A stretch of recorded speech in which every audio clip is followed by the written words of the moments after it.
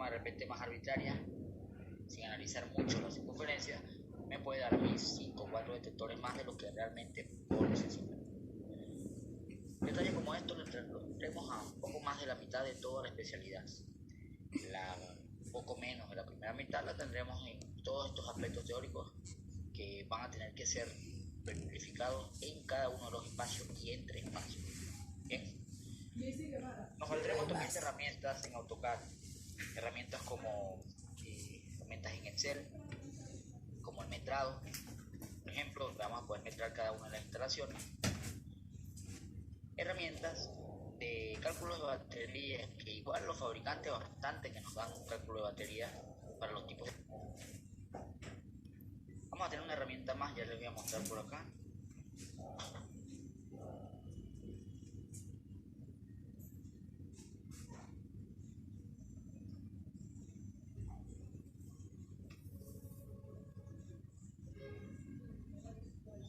Vamos a verla.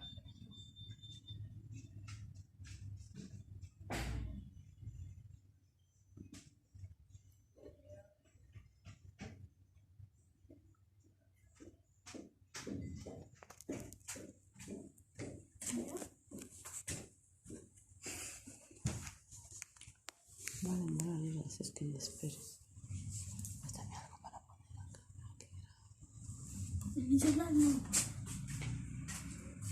Es que no puedo de otra manera. Pásame todo eso. Tu control. ¿Qué control?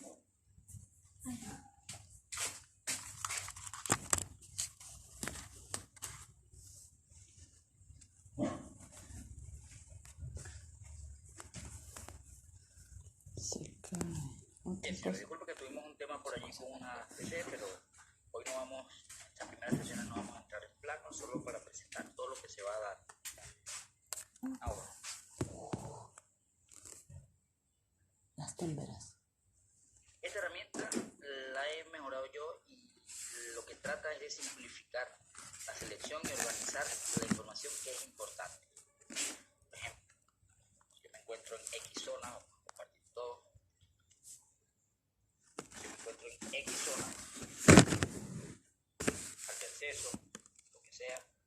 Yo puedo tener un checklist de aquellos efectos que vamos a analizar en la parte teórica. Cambios de aire. Y aquí tenemos también algunas pestañas para seleccionar alturas de instalación, tipo de combustible, alturas de vigas, acetones, techos falsos, aberturas, ambiente, sistema complementario, y en otros casos parte de lo que es algunos sistemas complementarios, que eso ya está descrito aquí en esta pestaña, ¿no? Si hay, por ejemplo, relé de posición, una asociación a relé de puerta contra incendio, si hay un control del sistema de ventilación, un apagado de equipo eléctrico, o alguna otra operación específica. Aquí abajo podemos entonces elegir uno o más detectores de los que existen con la misma topología que veremos acá. Si hay direccionamiento, porque estamos, valga la redundancia, en sistema direccionado, entonces colocar aquí el direccionamiento tomado. Y aquí en que esta etapa de detectores, tenemos al final el espacio listado decidido, ya que van a cambiar las distancias de separación. Por acá tendremos los notificadores, qué forma tendrán. Y esto pasará para toda una de las zonas del edificio. Es un pequeño resumen de todo lo que vamos a ver y lo que hay que tener bastante cuidado. No está todo, ¿no? Por supuesto. Hay otras cosillas que solo se pueden analizar por dispositivo. Entonces, señores, herramientas para un checklist más sencillo. Herramientas para lo que es baterías, metrado de equipos. Hay una más que todavía no puedo presentar ahorita, pero que vamos a ver en el camino. Creo que no han estado viendo por allí.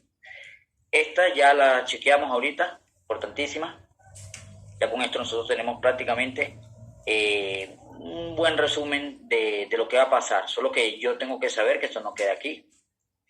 Yo debo saber que este o cualquiera de la mayoría de estos me va a cambiar el espacio listado final. Yo solamente colocaré los resultados. Por eso se requiere entonces chequear cada uno de estos para ver qué acciones se deben tomar cuando están presentes y en qué medida están presentes. Con esto terminamos la presentación, señores, del curso. Vamos a arrancar de una vez, que es lo que queremos siempre. Ya vimos los metrados, vimos un poquito de cálculo de batería. Hay más, hay otros detalles en otros planos, pero que todo lo vamos a ir abriendo poquito a poco. Entonces, finalidad de todo lo que hemos visto hasta ahora. Vamos a tener un curso principalmente teórico y de cálculo y de análisis de planimetría y de diseño. ¿Okay?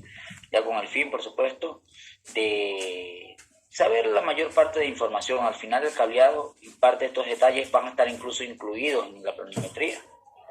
Al final haremos un repaso general para fabricantes. Trataremos de ver la central de alarma que tenemos en el laboratorio, analizar un poco las funciones y ya dependerá de ustedes los detalles más técnicos, como ver en persona el equipo y las horneras, las conexiones. Bien, vamos a presentarle cuáles son los tipos de conectores, cómo se debe conectar. Todo esto va a venir acá. Sin embargo, tratamos de que sea lo más completo posible. Y vuelvo y repito, un enfoque principalmente de diseño. Bien. Entonces, lo que sean conceptos muy básicos, yo, y estoy seguro que ustedes están de acuerdo conmigo, voy a pasar relativamente rápido. Un tema que de repente no nos quiera quitar un tiempo que quizás no tenemos, para también el tiempo, para las horas que están estimadas para la especialidad y que podemos aprovecharlas mejor. Denme un minuto, por favor.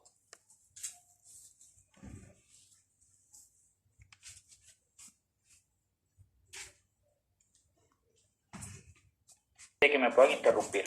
Ya de repente si se extenderá más adelante, bueno, lo extendemos más adelante.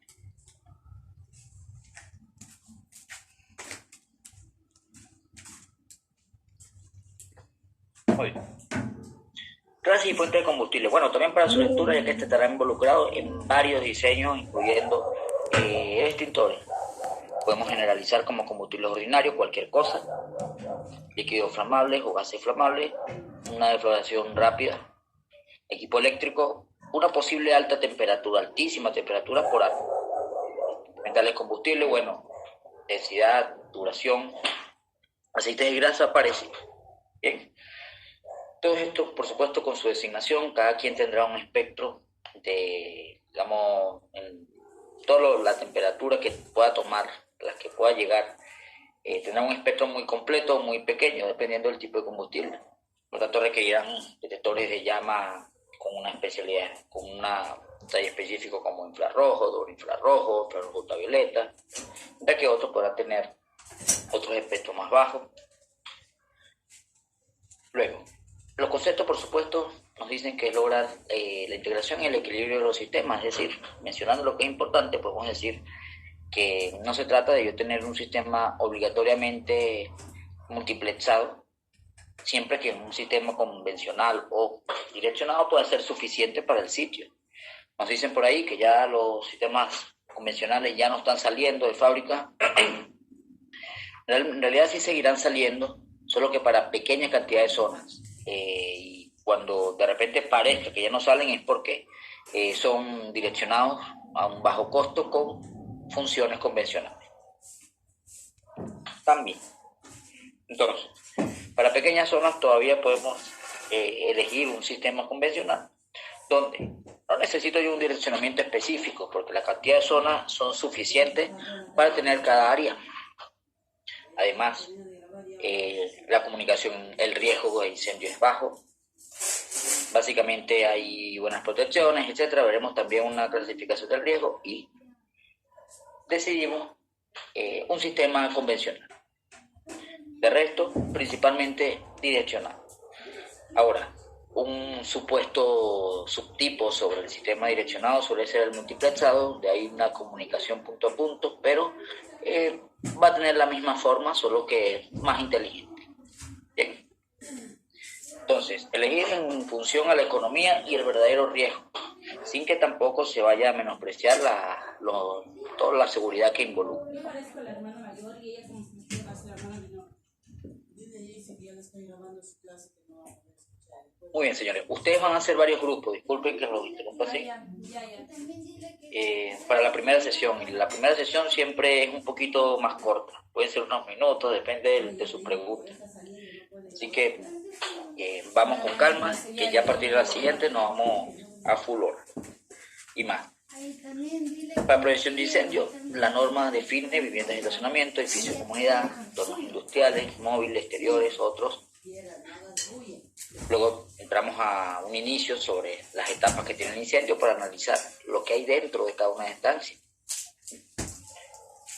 Básicamente, para que se pueda dar el incendio, tiene que haber una relación de oxígeno, calor y combustible, principalmente oxígeno. Luego, principal digo de que tiene que haber para lo que sería no calor, sino deflagración, fuego. Bien. Aquí tendríamos, ya esto nos dice muchas cosas, ¿no? Yo puedo entonces tener equipos que ya todos debemos conocer, equipos que desplazan el oxígeno del aire para evitar que se mantenga la ignición. Bien. Ahora, fuentes de calor, puede ser cualquiera. Acción química, fricción, superficie caliente, sol, flamas, compresión, chispas y arco. Combustible podemos separarlo en sólidos, líquidos y gaseosos. Podemos también ver una idea en la energía que pueden llevar. Un líquido puede durar cierto tiempo por allí encendido y tocará parte de las moléculas de donde esté puesto y podría encenderlo, lo encendería. El gas, sin embargo, no precisamente tiene por qué encender después que se ha consumido, porque tiene una velocidad de respuesta más rápida. Si la relación de oxígeno y gas es suficiente en un espacio, no estamos hablando de una fuente, sino un espacio específico, esto puede pasar muy rápidamente. De repente no hay tiempo de que algunos otros objetos tomen la temperatura. Mientras que si es una fuente de gas saliente de un tubo, por ejemplo, ya estamos hablando de otra cosa. Sólidos y carbón, bueno, estos pueden durar mucho tiempo allí encendidos. Esto va a poder llevar una reacción en cadena, lentísima, sí, pero podría decirse infinita. ¿Bien? Ahora, con esta idea entonces, ya nosotros sabemos o ya empezamos a tener un criterio sobre qué es más peligroso, qué es menos peligroso y cómo puedo evitar yo ciertos casos, ¿no? Con estos ejemplos. Ya sabemos que lo que se produce con el fuego es un proceso de combustión. Y al final, si yo lo que quiero es conocer el fuego para aprender a detectarlo, debo saber que una separación primordial de los detectores y los tipos son los tamaños de la partícula del fuego. Partículas menores a 0.3 que no dispersan la luz y mayores a 0.3 micrómetros que sí dispersan la luz. Esto entonces para las menores a 0.3 se van a referir a la etapa incipiente. La etapa incipiente es importante en zonas que tengan almacenamiento de gas, gasolina, con cualquier combustible en esencia. Son ciertos equipos los que van a detectar esta etapa y va a ser para zonas que tengan fuegos rápidos, ¿okay? Fuegos de rápida expansión, como son los combustibles. Es importante que la primera etapa incipiente sea detectada rápidamente, ya que esos fuegos rápidos no son los que inician el incendio. Si fuera esto, ya estaríamos hablando de sistemas de supresión de una vez. El riesgo está lo que lo rodea. Bien. Ahora, entonces es muy probable que primero se genere esta etapa en un tiempo determinado. Ya hablamos de detectores iónicos, láser hasta cierto nivel bajo de oscurecimiento y, los iónicos especializados para esto. La segunda etapa, ya hablamos mayores a 0.3 micrómetros. Ya dispersa la luz, así que la tecnología y la construcción no es tan complicada. Básicamente los fotoeléctricos de toda la vida son los ideales. Ya sabemos también que un detector láser también lo detecta y está en rangos de oscurecimiento, solo que como un principal, el fotoeléctrico. La tercera etapa llamiante.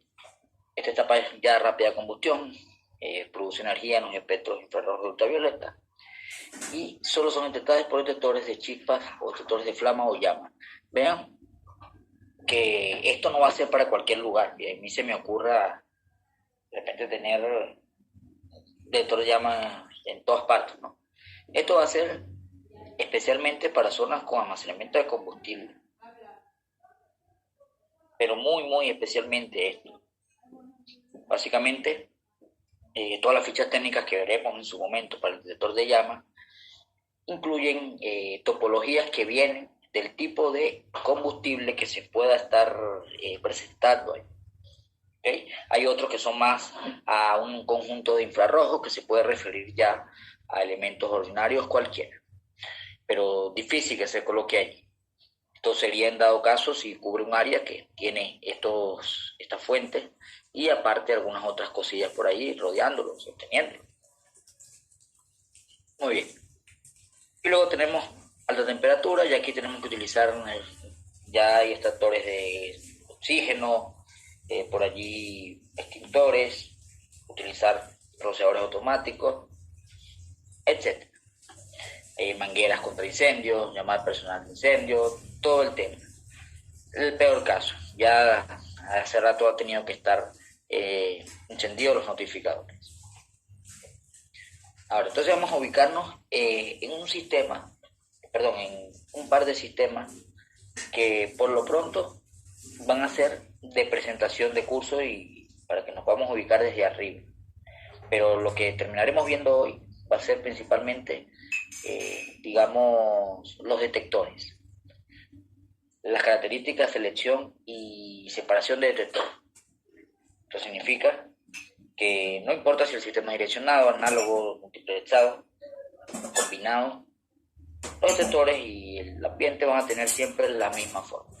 Bien, ya reconocer lo que es independiente para la topología del sistema y lo que no.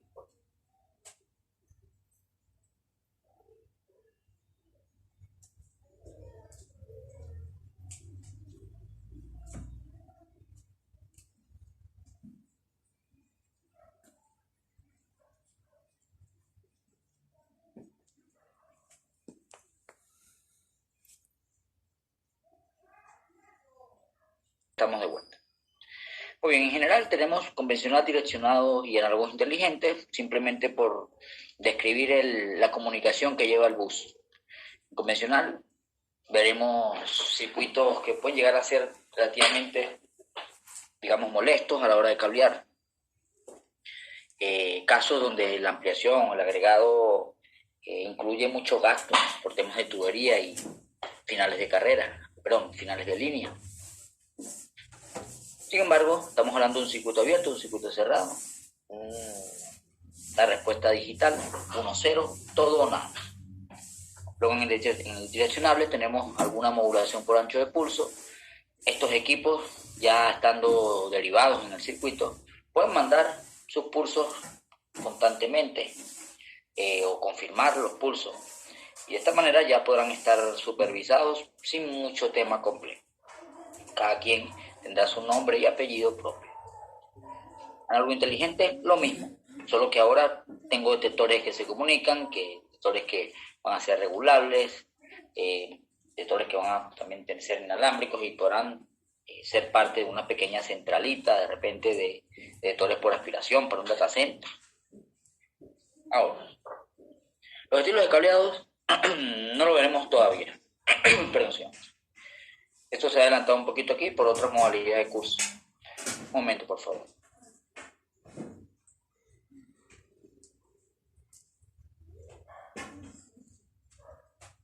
Me acabo de comer como 2 fresas enteras.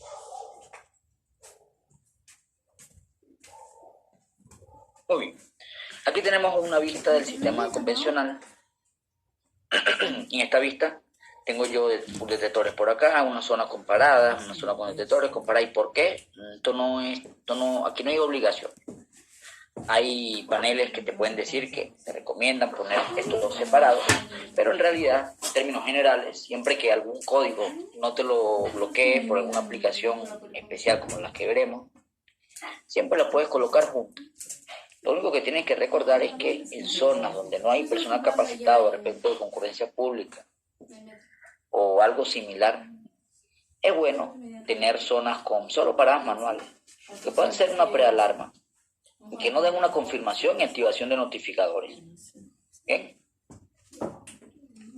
Algo parecido a una zona también que yo he tomado como una zona de supervisión con una respuesta de supervisión, porque de repente quiero yo detectar fumadores. ¿Ok? Una zona con detectores por aspiración o ambientes hostiles, que por norma tienen que ir siempre en una zona independiente o lazo independiente para direccionar. Notificadores, donde básicamente no tendremos mucho direccionamiento aquí para nada, donde se active, bueno, sonarán todas. Dado caso, la tecnología y la novedad del panel te podrá integrar dos NAC, dos salidas, para que unas puedan, digamos, proceder con algunas zonas específicas. Ahora, relé de supervisión, circuitos normalmente abiertos y cerrados, que podrán también activar alarmas, como supervisión de válvulas, puertas, ascensores, alguna función complementaria de relés de disparo para tableros eléctricos, en discotecas, por ejemplo, donde se debe cortar ya la alimentación, ¿no?, del sonido, para que pueda haber evacuación. Entonces, en el sistema convencional puedo tener un conjunto de equipos por zona. En este caso, como cada equipo cubre bastante, tendríamos que tener, al final cada zona tendría unos pocos equipos, ya que hoy en día sistemas convencionales muy grandes ya no salen. En este caso no lo haríamos de eso. Y tendríamos 3, 4 detectores, cuando mucho, y no sabríamos en qué parte exactamente se está dando. Solo sabemos que es la zona 1.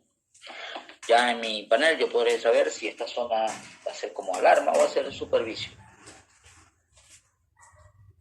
Hoy, el sistema direccional, entonces, como generalidad, tiene esta forma. Cada equipo está siendo direccionado con un nombre propio. Ya nosotros veremos más adelante cómo le vamos a dar ese nombre. Básicamente son unas lógicas positivas y negativas que se usan para entradas y salidas. Bien, perdón, entradas, salidas y módulos y tarjetas. En este caso, tenemos que un incendio es notificado de esta manera: alarma, sala de junta, gerencia general, piso 3, cuarto 33. Tema que es maravilloso. Ya principios de direccionamiento. Estos estilos de cableado permiten hacer derivaciones en vista de que la supervisión va por pulsos, y además van a integrar un nivel de cableado que va a ser cada vez más complejo, más costoso, pero cada vez más seguro, y que para hacerlos hay que integrar un montón de módulos aisladores. Bien, que va a aumentar el precio acá. Tenemos módulos también relevadores, módulos convencionales de zona. Tenemos equipos que nos van a ayudar a renombrar direcciones. Por ejemplo, si yo coloco una dirección que me da la dirección de un módulo que no es este, sino aislador, entonces este módulo llevará un primer nombre, y aquel equipo será entonces el apellido de esa dirección. Nada más. Un sistema completo, entonces podríamos integrar todo lo que es comunicación y voceo. También podemos integrar por allí anunciadores remotos, tanto como permita el panel. No les puedo decir yo que en una zona se puede conectar 30 dispositivos, porque sabemos que esto lo va a indicar el fabricante, y que cualquier cambio por temas de no disponibilidad del detector, etcétera, podemos ajustar el consumo o la energía con la que puede trabajar, de repente con un equipo de otro fabricante, otra marca, detector, pero que cumpla los requerimientos eléctricos. Y ya de repente son menos detectores los que puedo integrar. Entonces esas soluciones las tienen que tener ahí manejadas. Siempre recomendaciones del fabricante, compatibilidad, pero puede variar. 20 detectores, pueden ser 10, pueden ser 30. Ahora, también lo mismo entonces para los anunciadores remotos. Ellos te dirán, bueno, puedes colocar 3 anunciadores remotos, 3 teclados, o 4 o 5 o uno solo, a una instancia tal que te va a servir para poder armar y desarmar las alarmas y ver los estados a distancia. Típicamente lo podrá tener un Leaderman para poder, y para las falsas alarmas que él pueda presenciar, y también lo podrá tener una empresa encargada del mantenimiento para hacer las pruebas y armar y desarmar con un código para solo de mantenimiento. Ahora, En los sistemas direccionados, bueno, vamos a tener algún direccionamiento del equipo del cual nos tendremos que adaptar, pero que va a poder integrar muchísimo más. En algo inteligente simplemente habla de la diferencia entre poder ajustar y comunicarme con el detector a distancia. Por ejemplo, un detector multicriteria que pueda tener varios detectores al mismo tiempo, donde por la zona que está colocado, que tiende a cambiar de aplicación, él pueda desconectarse algunos, conectar otros. Pueden llegar a integrar una cámara PTZ. Bien. Ahora, un momento, por favor.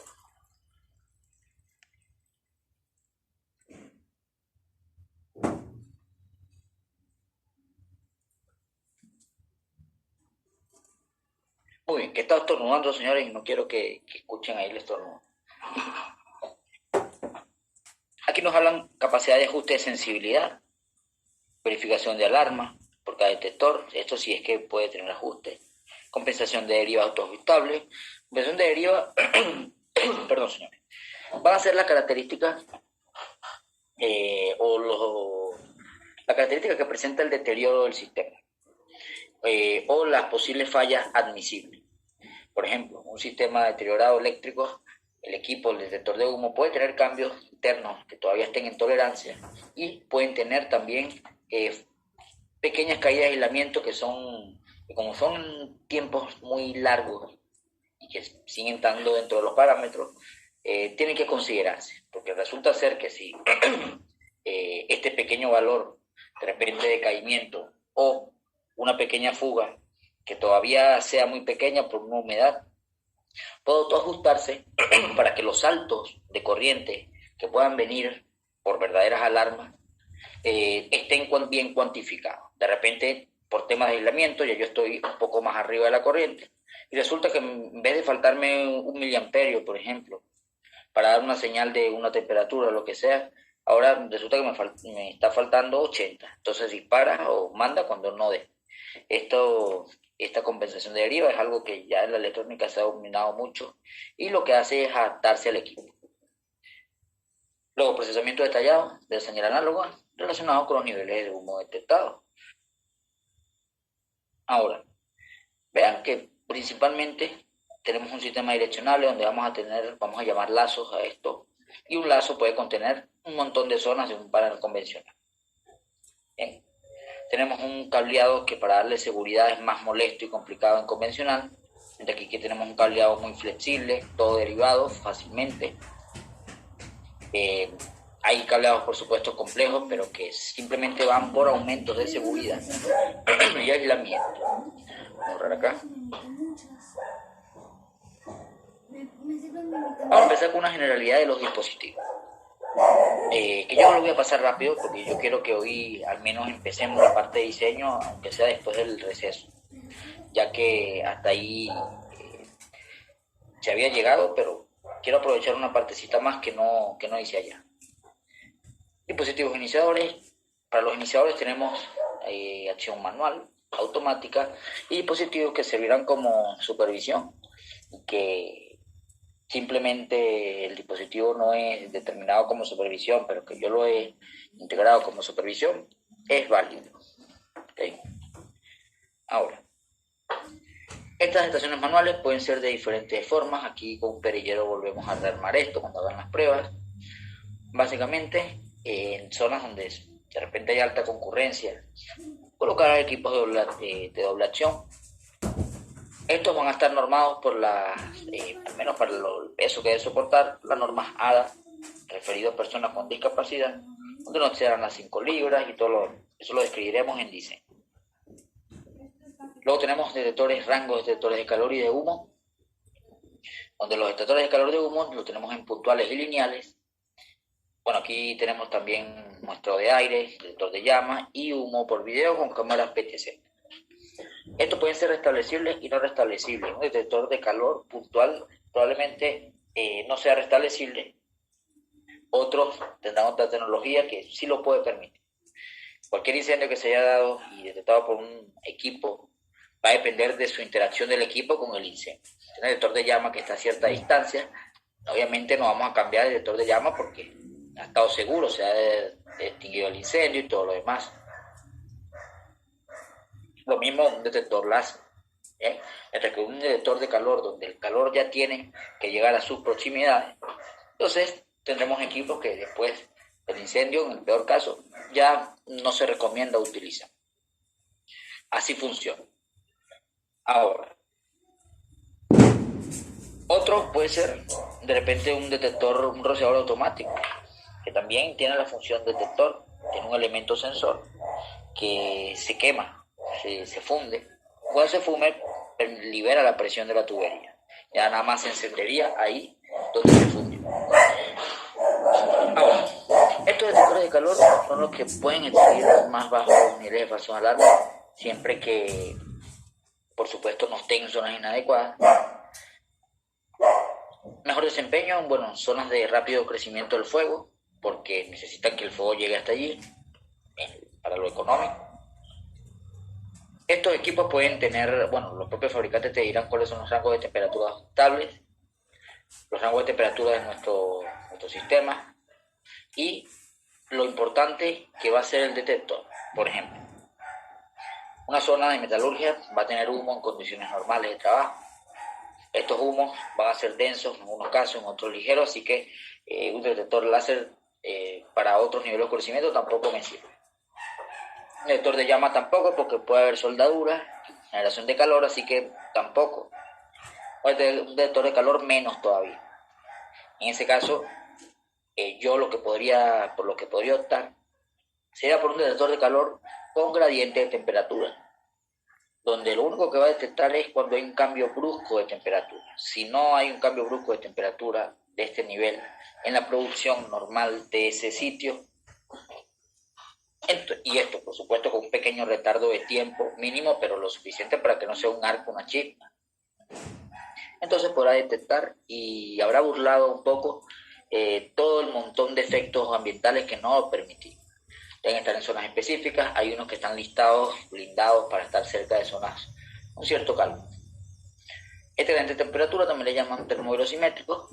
Me miren gradientes que también pueden ser regulados de temperatura en función a la instalación, donde prácticamente ya tenemos humo, ya tenemos ciertas temperaturas ya calientes normalmente, o un gran rango de temperaturas, pero que no ocurren rápidamente, sino que sean a lo largo del tiempo. Así que tampoco puedo colocar. En esencia, tener cuidado con esto, ¿no? con lo que va a haber. Para detectores de humo tenemos la más amplia tecnología. Este detector de humo, al igual que el resto, pueden ser también de 2 hilos, 4 hilos. Esto al final queda de parte del panel que tengo disponible para elegir. Así que veré cuántos admite para cada uno, cuánto hay disponible, y el fabricante me dirá para sus versiones de 2 y 4 cuántas corrientes consumirán en alarma máxima. Luego tendremos un detector por ionización, especializado, ya sabemos, porque detecta solo la etapa incipiente del incendio, aquellas partículas menores a 0.3 micrómetros. Esto, por supuesto, con elementos radiactivos, internacionalmente se ha tratado de prohibir por razones por allí, digamos, económicas, de ambiente, etcétera. Y bueno, son muy pocos los que se utilizan. Hoy en día, las tecnologías en detectores láser pueden llevar alto nivel, muy bajo nivel de conocimiento. El problema es las falsas alarmas. Ahora, hay también tecnología para ductos de este equipo. Ahí está. Luego tenemos los detectores ópticos. Estos pueden trabajar por oscurecimiento de la luz, como son los proyectados, y pueden trabajar por reflexión de luz, como son los spots, los más económicos, los preferidos. Bien, en esencia, este sería el tipo rayo. Nosotros vamos a hablar bastante de él, lo vamos a colocar y revisaremos su ficha técnica. Básicamente, máximo por norma se pueden construir a 18 metros de cobertura y 100 metros de largo. El cielo de oscurecimiento me lo dirá el fabricante con sus tipos. Te dirá, bueno, este tipo tiene tanto nivel, tanta distancia. Este nivel de oscurecimiento entonces se referirá a cuántos fotones no retornan a la fuente. Tendrá una referencia de cuánto se oscurece. En las pruebas para colocarlo, ponemos una lámina allí que tape un porcentaje del área cubierta y también funciona, no importa que sea a un lado o que sea en varias partes, ¿no? Segregado. El puntual preferido para instalaciones no precisamente industriales, oficinas y comercio. Estos equipos, Opalus, miles marcas que son, no hay mucha competencia en precios. Básicamente es un equipo que, siendo estándar, es bastante sencillo. Si vemos una comparación entonces de todos estos detectores y el tamaño de la partícula, que es una de las cosas importantes como primera selección del detector de humo, es partículas menores a 0.3, es decir, todo aquel que necesite una detección muy rápida de elementos combustibles. Tendrá una selección, obviamente, de un detector por ionización, que será la máxima sensibilidad. Mientras que el haz proyectado podrá estar en una media sensibilidad que dependerá de la tecnología del fabricante. Ya para el resto de incendios, tenemos que, digamos, el predominante va a ser el fotoeléctrico, el más económico. En realidad, el por ionización, por haz proyectado, va a estar en un nivel también bastante bueno. Y, ionización ya empieza a perder importancia, ¿no? Ahora, como un general, ya sabemos que uno pequeño, detección rápida. Otros estarán integrados, como les comenté, que sería el multicriterio. Puede ser inalámbrico o no. Y ya sabemos que un equipo de detección de incendios, un equipo que representa protección a zonas de alto riesgo, se debe evitar lo inalámbrico. Señores, vamos a adelantar el receso, vamos a aprovechar ahorita el receso, a tomar agua, a estirarnos, y ya venimos. Recuerden, hay que llegar solamente hasta el nivel de las primeras sesiones y ya luego ahí nos vamos cortando.